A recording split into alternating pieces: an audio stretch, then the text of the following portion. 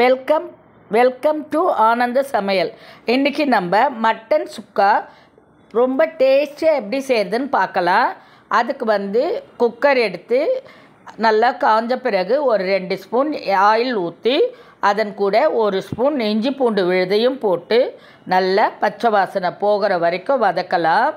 அது நல்லா வதங்கட்டும். அது வதங்கி வரும்போது அதன் கூடவே ஒரு 1/4 ஸ்பூன் மஞ்சள் பொடியும் சேர்த்து நல்லா வதக்கலாம்.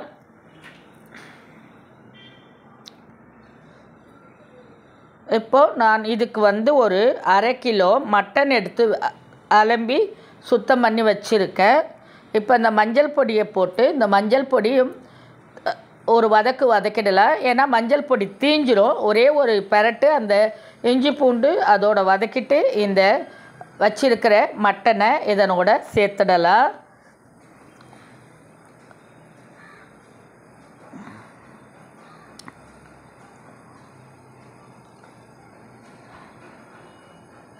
தேவையான உப்பு போட்டுக்கலாம்.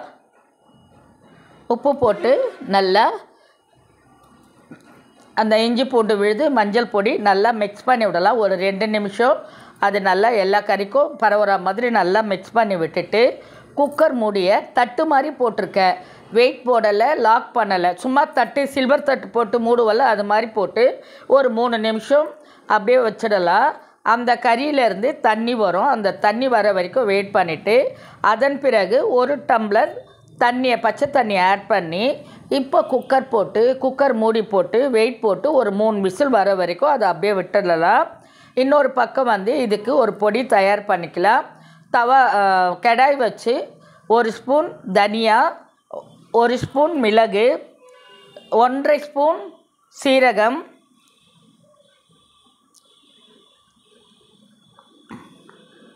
பட்டை 2 உடைச்சி போட்டுக்கலாம். கிராம்பு ஒரு 4 போட்டுக்கலாம்.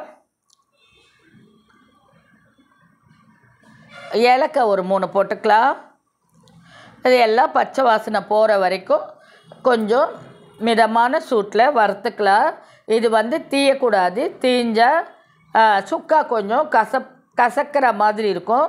நல்லா பார்த்து வறுத்து எடுத்துட்டு அதன் பிறகு அதே கடாயில் கொஞ்சம் எண்ணெய் ஊற்றி சோம்பு போட்டு சோம்பு பொரிஞ்சதும் ஒரு 3 பெரிய வெங்காயம் கட் பண்ணி வச்சுருக்கேன்.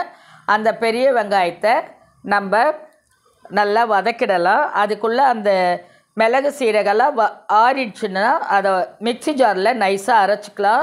இதில் ஒரு கைப்பிடி கறிவேப்பிலை, 1 ஸ்பூன் குழம்பு மிளகாய்த்தூள் போட்டு நல்லா அந்த எண்ணெயிலே ஒரு பெரட்டிட்டு அதன் கூடவே நம்ம அரைச்சி வச்சுருக்கிற அந்த மிளகு சீரகம் பவுடரை இதனோட மிக்ஸ் பண்ணிவிட்டு அந்த எண்ணெயிலே ஒரு பெரட்டிடலாம்.